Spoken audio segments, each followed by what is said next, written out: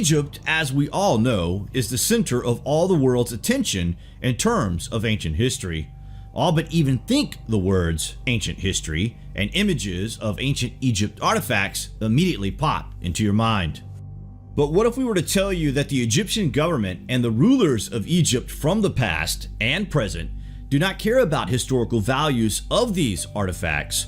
What if we were to tell you that the shunning of history in this region is a trend that has been in practice for millennia, and the constant smuggling of antiquities for all these years should assert the sheer size this empire was on at the height of its glory? Wait till you hear this. We are not talking thousands of artifacts or even hundreds of thousands. We are talking millions of ancient artifacts that have been looted, sold, shipped, lost, destroyed, and even reclaimed by other civilizations as their own. This has been trending for centuries and is still a thriving market even today. If you consider how much has been stolen and how much is in museums the world over, and also taking into consideration the private collection market and again, the undocumented black market, then you are left with a staggering statistic. And the statistic we are about to reveal here isn't even an exaggeration. It is an underestimate at best. So take every jewel and royal collections from every royal family on this planet, most of whom have Egyptian jewels in their collection, by the way.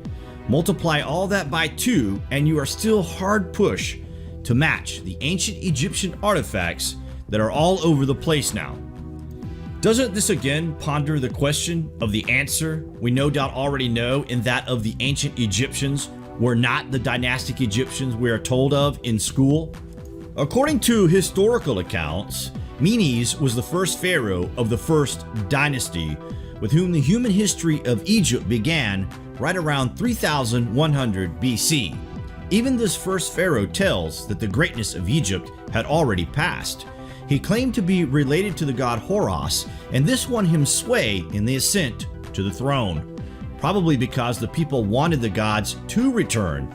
This was a time when Egypt had descended into chaos, and Menes is credited with bringing stability and unification back to the region at this time, and the tradition of god worship was then born. Now, isn't it strange to think that countries like the UK and France can actually protect these artifacts with ease, compared to the roaring trade that is on the up in Egypt in terms of loss of these precious things? And get this, Egypt is sitting on a treasure trove of precious antiquities. Those that are housed in world museums seem to be only a pebble in the ocean in terms of what lies beneath the land of Egypt. The illegal excavation of antiquities is happening in many parts of the country with a relatively high success rate. Meanwhile, as the Egyptian government focuses on projects that might help citizens in the future, they are paying less attention to protecting and promoting antiquities which, if better managed, could provide vast amounts of revenue today, yet a blind eye appears to being turned.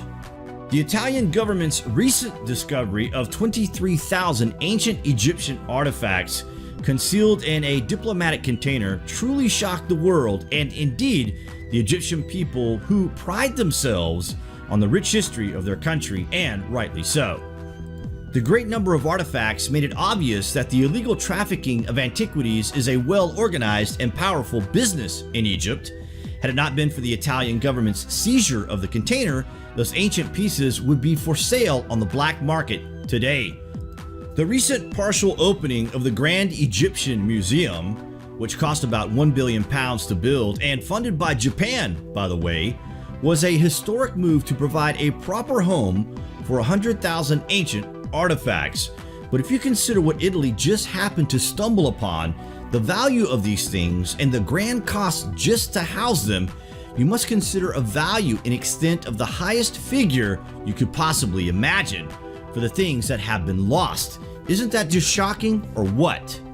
A constant flow of artifacts for many hundred and possibly thousands of years leaving the country in which they were meant to have been entombed for all time, and yet still it is estimated that a small fraction has only been uncovered.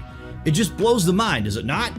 One commenter wrote in one of our previous videos that we are standing on the ruins of the gods. We couldn't agree more. The government should consider offering Egyptians free entry tickets to museums to enable them to better understand the history that is right in front of them, and indeed below their very feet, as they make their journey through life. Perhaps this way the smuggling would be made much harder as the people become more enlightened of their rich heritage. Perhaps it would begin to make sense to them, the things that have caught the imagination of the world. This is a time of awakening after all, right? Just a thought. Anyway, guys, it is pretty shocking that this takes place in the today and now, and it is pretty hard to imagine what an answer could be.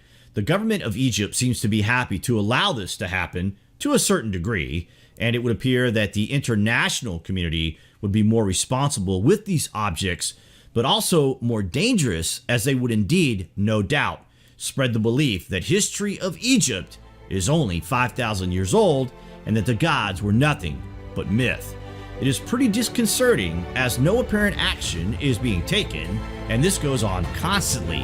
What do you think anyway? Comments below, and as always, thank you for watching.